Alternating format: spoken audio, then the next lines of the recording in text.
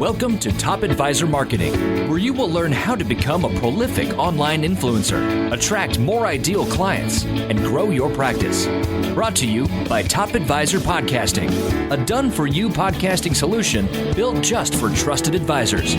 And now, your co-hosts of Top Advisor Marketing, Kirk Lowe and Matt Halloran. Hello and welcome to another podcast. This is episode number 41.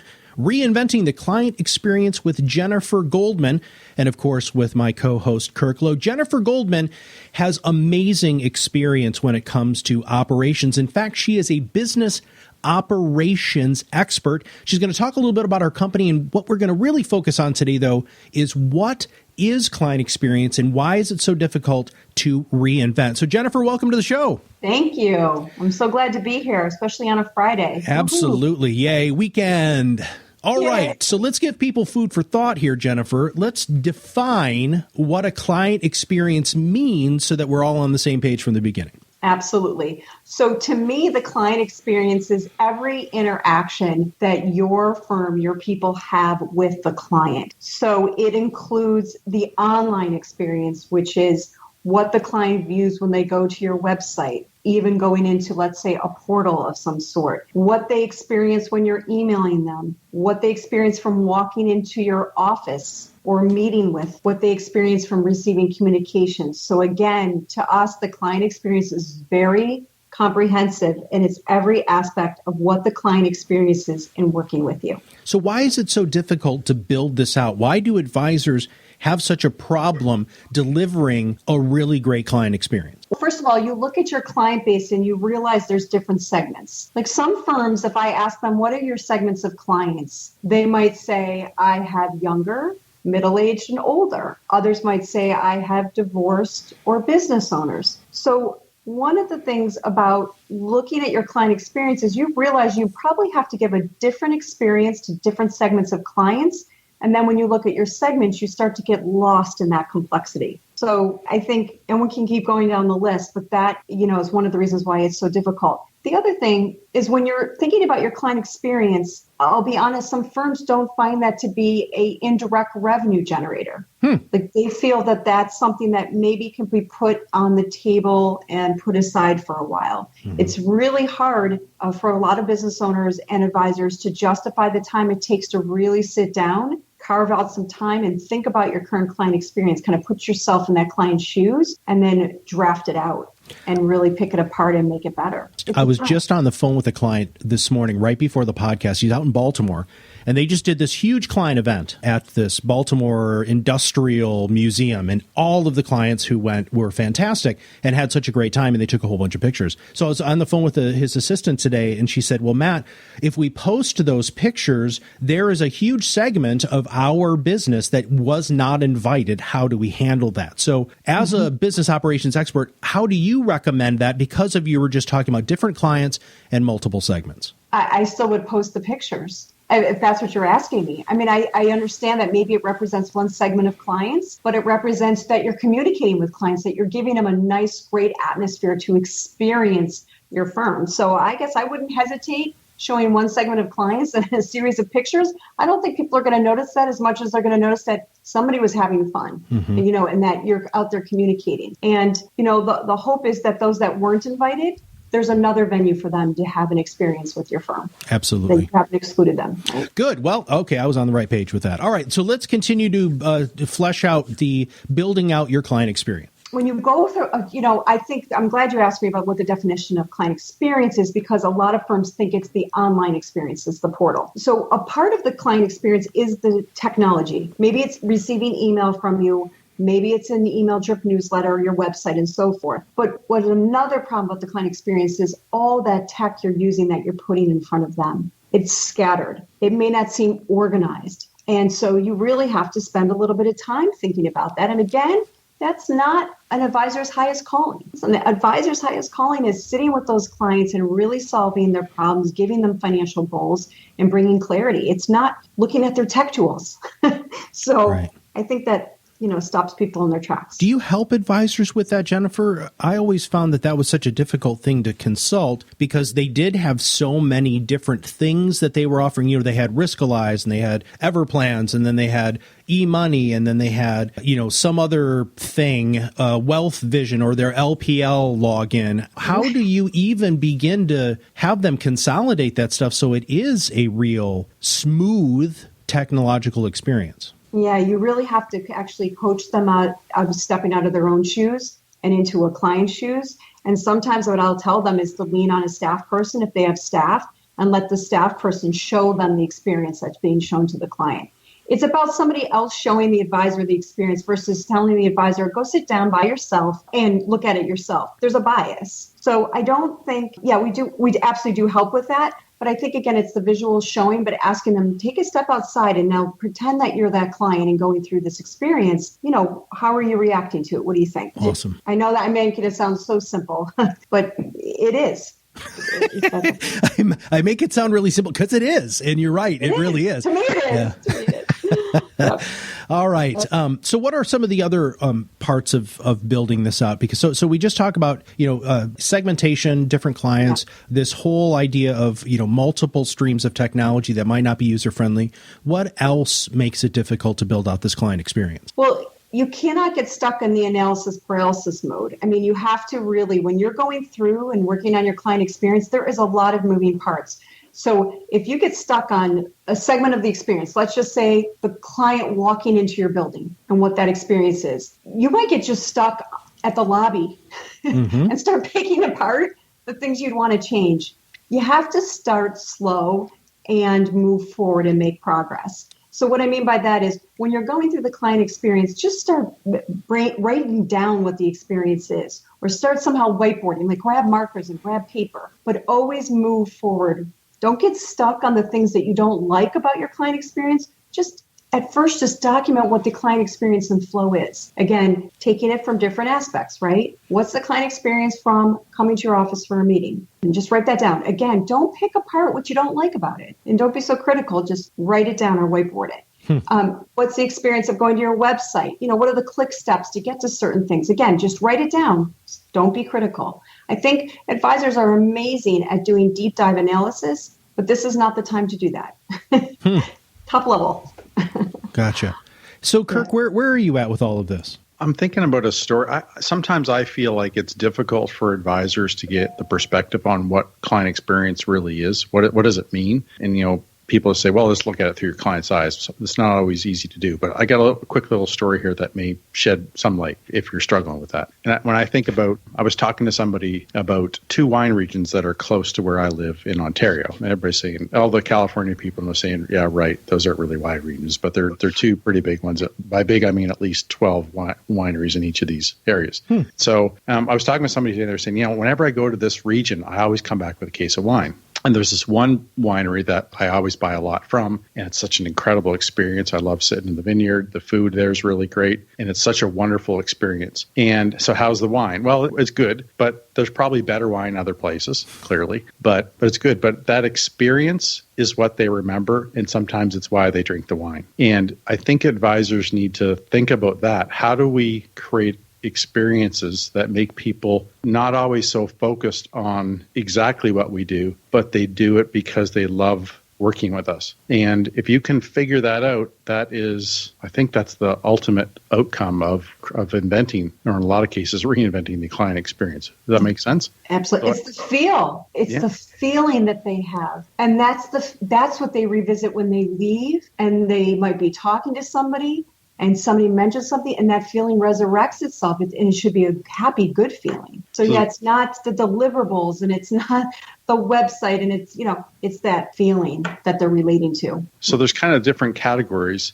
It feels like there's what happens in the practice. And so some of that is the deliverables that you just talked about. Some of that is the less tangible things. And I'm going to question you on some things that you can list for people. So where to look for where these experiences, where there's opportunities perhaps. But I have a couple of questions first. One is if you think about where your practice is right now, what will clients remember about working with you? Is it just the specific deliverables of what you offer as a financial advisor, or is it other things? Can you make those other things really important and do really well?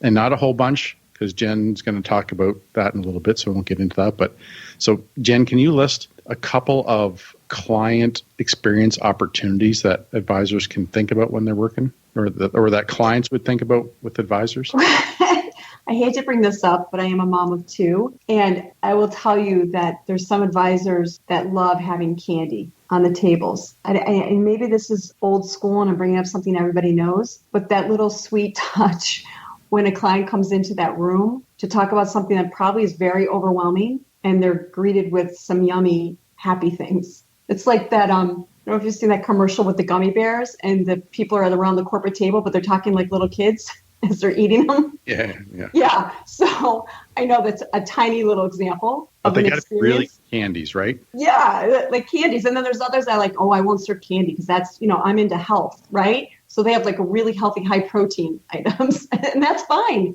because that's what people remember.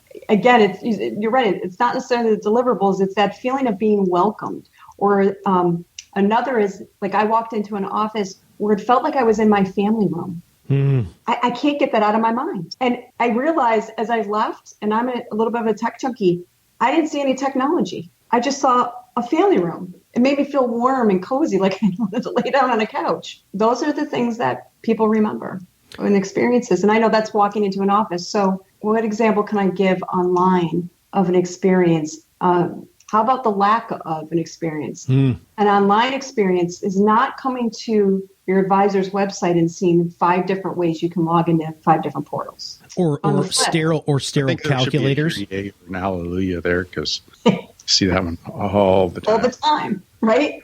All the websites created, we can get to that login thing and advisors go, okay, this is a really important page. And they come back to you with 5 things. And Or what about video? We talk about this. The experience of receiving a video that's personal.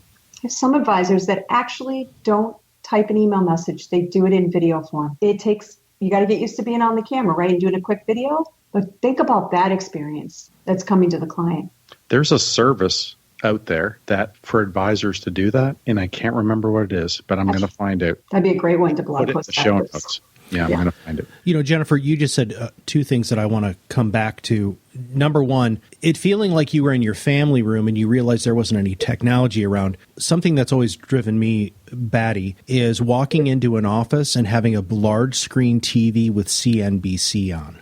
Oh, gosh. Because and especially like if you're a financial planner. Now, if you're an active trader, right, and you're going to be talking about performance and trades, and that's different. But if you hold yourself out as a financial planner, that's the last thing, literally the last thing you want your clients thinking about, because CNBC is news and all they want to do is make you think that the world is coming to an end. So you've noticed that too, so I'm not crazy. Well, it's not managing the client's expectation and experience. What you're basically saying to the client is okay to be glued to a screen all day long and watch how your investments are doing. Right. I mean, that's, again, that's old school. And you know what? Even if you're a money manager, right? I still think that that's not appropriate anymore for an experience. But Fantastic. That's just my opinion. Yeah. Well, and I love that. One other thing, my old boss, who I'm sure everybody, well, I shouldn't say everybody, my old boss, Ron Carson, when he used to talk about client experience, he really walked the walk. And Kirk is going to, kind of talk a little bit more about this in the practice with the experience and to get your input. But when their A-plus clients were coming in, the nice lady who sat at the front desk, her whole job was to get everything prepared for that A-plus client walking in. So when that A-plus client walked in, she greeted them at the door because they knew that they were coming in and they were in the parking lot. She guided them to the seats, immediately brought them their preferred beverage, right? I mean, even down to how many sugars and cream were in the coffee, right?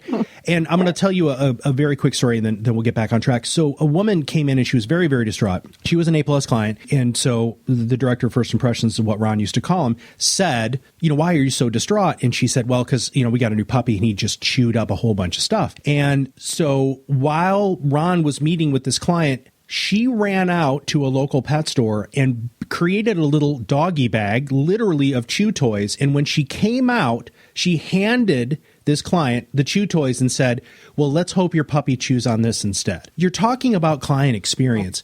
Every advisor is always talking about how they want to have better service, because, there's so much that they can't control. Yes. What you help with is things like that. And you help them integrate it and you help them come up with ideas, correct? You know what? Absolutely. And some of that comes from them when they actually can start breathing and have clarity.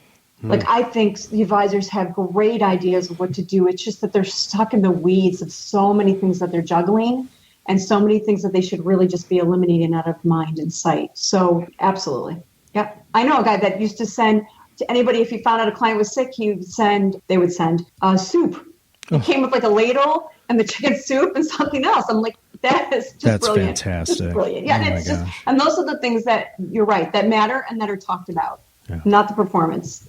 Right. Yeah. So. Yeah, we talk about those on a couple of our podcasts, and I call them moments. We have break down how clients communicate or advisors communicate with clients, and it's hits, touches, and moments. Hits is if you hit them, if you keep doing that, it's going to hurt eventually. So that's just admin and stuff that means they got to read and do something. Touches is when you kind of reach out trying to see top of mind. Moments is what advisors really need to have more of, and they're right in line with this conversation about client experience. I mean, what that client did, or what the director of first impressions did, and I'm so glad you named that role, because I was going to ask you about that, but you beat me to it. So beautiful. That is such an incredible opportunity. You don't get those opportunities much, but when it does, and you grab hold of it, it's not always going to be convenient. But look for those teacher staff, or staff can even come up with that stuff. I bet. I wonder if Ron was even on his radar, that kind of stuff. You know what I mean? Anyway, great story. All right, Jen. Back to you here. We're still talking about why it's difficult for advisors to build out their client experience, and you have a couple other points that you want to touch on. So why don't you keep going and continue to... Yeah, I don't want to touch too much more. I think they probably know why.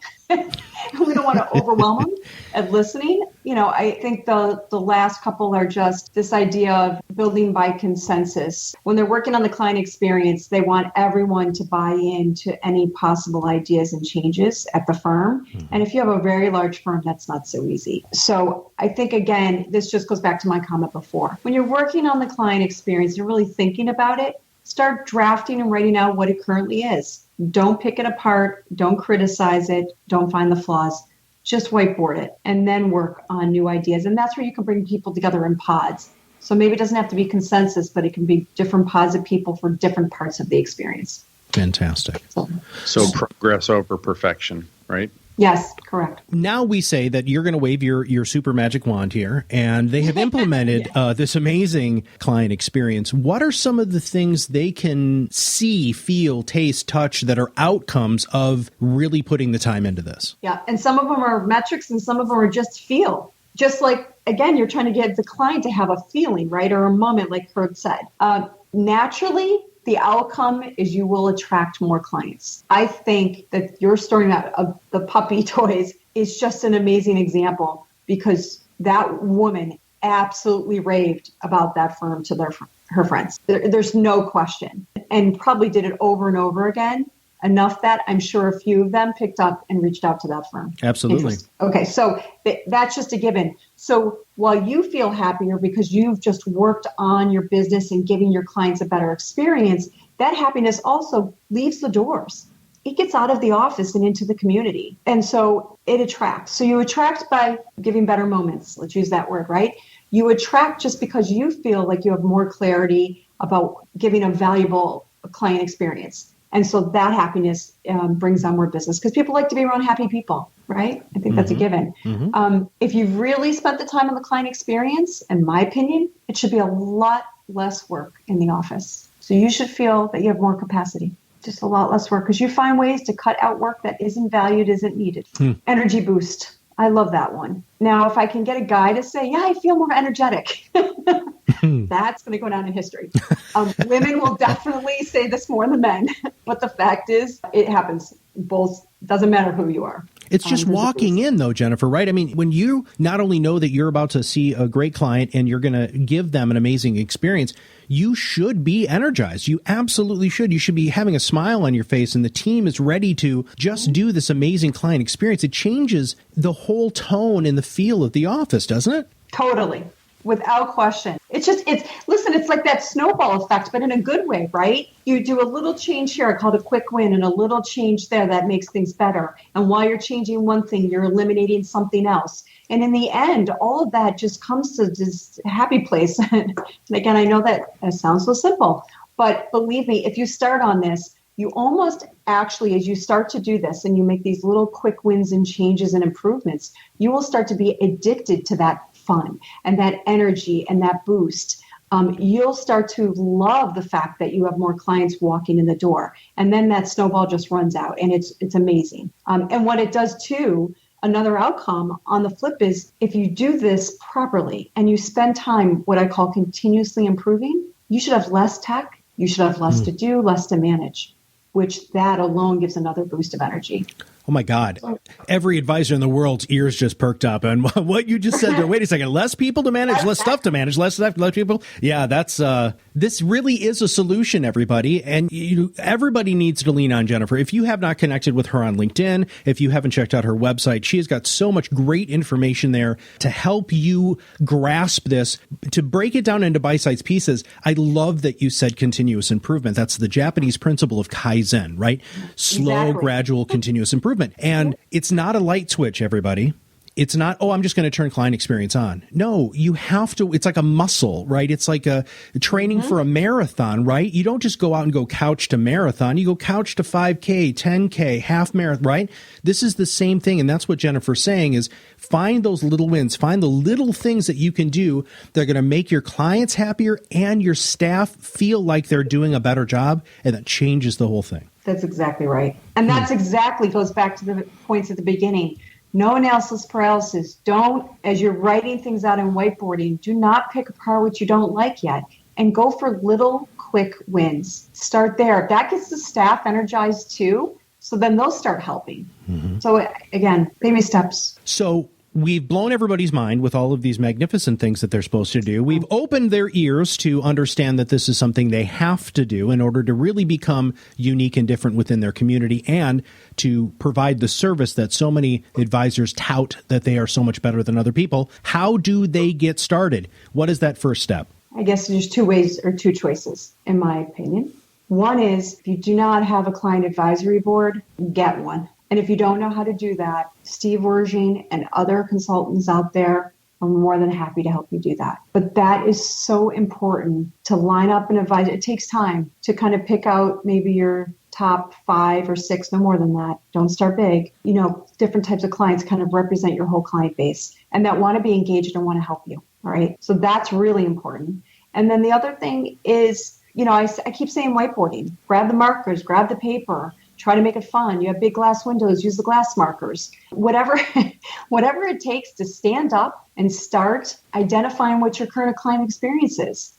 And trust me, as you start doing that, you're going to have epiphanies along the way. You're going to find those quick wins. They're just going to come to you guys as a team. So I think those two are really big. The third is if there's a mental hurdle about all of this, and I will speak clearly about it, it is not easy to go through this exercise without mentally feeling like you might have missed something or that maybe you could have done it better yesterday. And so if you need that mental coach and support, then get a coach. And when I say coach, I truly mean a coach that will deal with the mental side of this, I don't know what to say, continuous improvement. It's really important. So I guess I just said 3 options, didn't I? Well, that's good. We have a friend of Top Advisor Marketing who was just on one of our podcasts very recently, which is Joe Lucas. And that is what makes him unique and different is that's one of the big things he focuses on is making sure that you're dealing with the mental obstacles, right, that are stopping you from making that next level of success. That's right. And he's great. The energy. Listen, we don't have the energy, then you get the energy from the coach and vice versa. Yeah. He's got a lot of it. I know that guy's got energy to spare, doesn't he? Goodness gracious, it's contagious. I love it. Absolutely. Love it. Well, let's talk about your business in just a second. Kirk, why don't you jump in here and kind of distill some of your thoughts?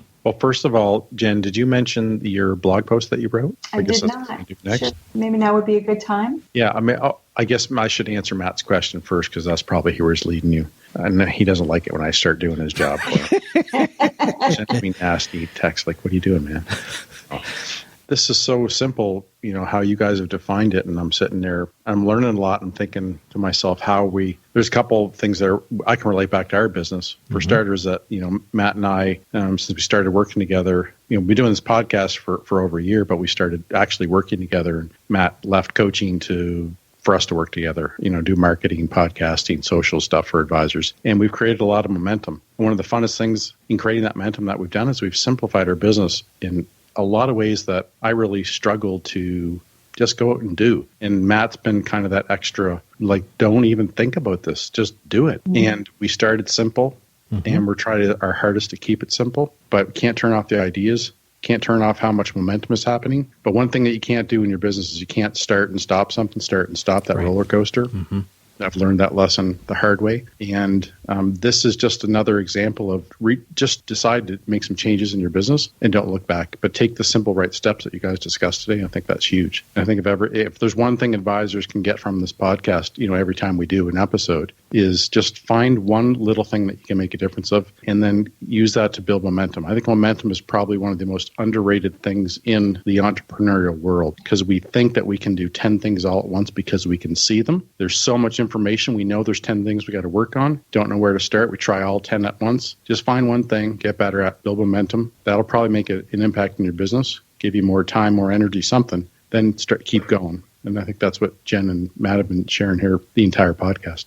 We just had a guy on the podcast. His name is Dave Crenshaw, and he wrote a book about the myth of multitasking. And you should really take a look at that, because that really speaks to exactly what Jen's talking about here, which is taking baby steps. One of the analogies I use all the time is, how do you prepare to climb a mountain? And in Western culture, you go to REI and you buy a whole bunch of crap that you're probably never going to need, and you hire your Sherpa, right? But in Western philosophy, the way that you start, getting ready to prepare to climb a mountain is you take one step toward the mountain. And that's what I think you're talking about here. Start simple, start small, but you have tools. So let's talk about the blog post. Let's talk about your website. Let's talk about some of the things that you offer to help our audience. So you're asking me to self-promote? Well, I can do it for you if you want, but I think it's going to come out much better from your mouth.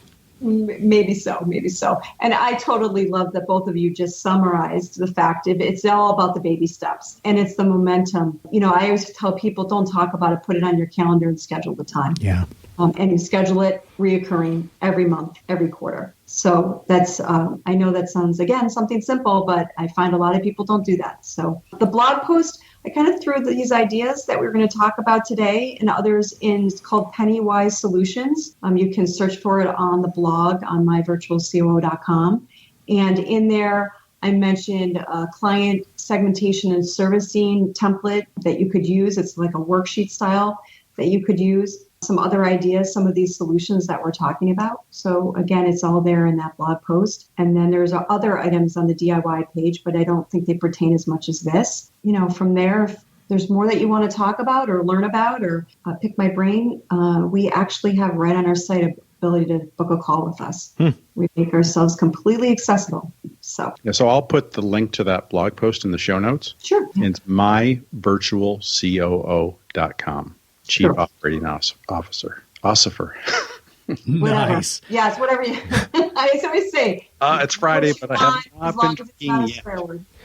Yeah, Kirk was talking about all that wine earlier, and so he dipped into that a little earlier than he normally does. Jennifer, I want to say thank you. As a person who has left the industry of coaching, since I've left, it was actually only in August, so it's been about a month and a half, 2 months since Kirk and I started this project together with our other partner, Ray. And Ray is a lot of times the voice of reason, because Kirk and I can kind of get a little squirrely. But meeting you and Joe just gives me so much hope, and being so grateful that you exist in our industry to help advisors, because so many of the advisors are chasing the wrong things. So many advisors are trying to control what they can't control. And what you and Joe talk about, especially you with this client experience, the difference is this is something they can control. Listen, they can't control the markets, right? You can't control all of these other outside things that are noise and distractions and things that provide so much frustration for financial advisors.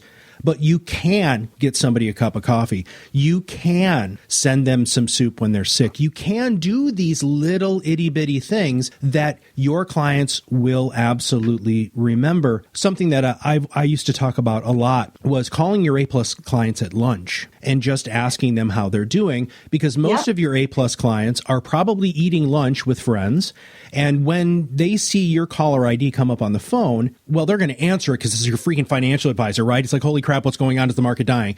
And when you just say, hey, I just was calling to check in to see how you were doing, all of a sudden, they get done and they hang up the phone. And then what do their dinner or their lunch guests say? They say, who is that? And you say, well, that was my financial advisor. And like, well, is something going on? No, he just calls me every once in a while. She just calls me every once in a while, just to check in and see how I'm doing. That's a great idea. Yeah. That's a great idea. Those are those little itty bitty things that people like Jen with My Virtual COO, she has a lot of resources available. So I'm going to talk Jen up a little bit more here. I got a pet peeve, and I know we're trying to end here, but it just hit me. Uh-oh. And I think it'd be fun to talk about. Oh, good, Jen good. Just goes, Jen's awesome when you bring this stuff up. At least she is when we're not live. But we'll see how this goes. So all right, Kirk, go ahead. Here's what I think a lot of advisors think is a client experience. In my opinion, I can't stand this when I see it, is when I walk into somebody's office and I see a Keurig machine and it's all out in the open. And they're like, oh, we have all these flavors. For me, that just drives me nuts. I don't know why. But I don't think that is really a client experience because it's so easy to duplicate and it's cheap, in my opinion. Maybe people feel differently, but how do you guys feel with that? Like what I want to do is I'm thinking advisors are going to go away and all buy Keurig machines because you said coffee. And I'm thinking, man, with how famous we are, like this spike of Keurig could just go off. We should have bought stock in that. Listen, I'm an ex-advisor, right? And I'm an ex-planner. And I like things in a certain precise way. I like to plan. I like to predict. What we're talking about, there's certain elements of the client experience that you actually can plan and kind of set the stage, all right? But there's other parts of it that you kind of have to go with the flow. Like Matt's story about the dog, those are the wins. And I think that there has to be more of that. But how do you get to that place mentally where you hear that? Where that first impressions, they heard what that woman was saying with her body language. They read it. They asked, which takes confidence, right? And then they actually reacted to it. I think that advisors and staff are such in a tornado and whirlwind of servicing and all this back office work that they're not hearing those messages. And so listen, I get the cure. It's easy to buy the coffee machine. It's easy to buy the candy. You went all philosophical on me. All I really wanted to know is, do you guys think that's we hate Keurigs. So the other... No, coffee, I can't. No, I don't drink coffee, but I know everybody else in the world does. So I don't think it's a terrible thing. I think it's an attempt. It's a good attempt. There's a happy medium here, right? And the happy medium is you, when your client comes in, you provide them with a list of flavors of coffee. They check off the list. They give it back to the receptionist, the director of first impressions. The director of first impressions goes and Keurigs that cup of coffee, right? It's just that extra step that makes a big difference. Jennifer, you just said something that I have to come back to, which is our director of first impressions at Carson Wealth Management Group. She was so in tune, and some people thought she was flighty, right? And I always remember watching her, and so I've come up with something that I'm actually podcasting about right now. It's called La La Land, and when you live in La La Land, you notice those sorts of things. And La La stands for look, assess, listen, and act, and so that's what La La is. Nice. If you live in La La Land, you're going to do exactly what Jennifer was saying. You're going to look around and see what's going on. You're going to assess the situation just like our director of first impressions did, and then she's going to listen to see if there's anything that's going on that is an actionable item. And if there is, you have to take that fourth step. And the fourth step is the most difficult thing that you can do, which is to get up off your butt and do something. It's so much easier just to say, I'll do that next time. But that action will change not only your experience, and as Jennifer said, you've got an increased energy in the office, increased profitability. You've got increased, overall referrals. You've got less people to manage, less personnel issues, less technology, and you have more control over everything in your office. You got that right. Amen. Hey, Matt, do you think I'd be a good director of first impressions? No, you'd be a horrible director of first impressions. I love you, man, but there's no way. As soon as you said the La La thing, I was like, oh, gosh. Yep.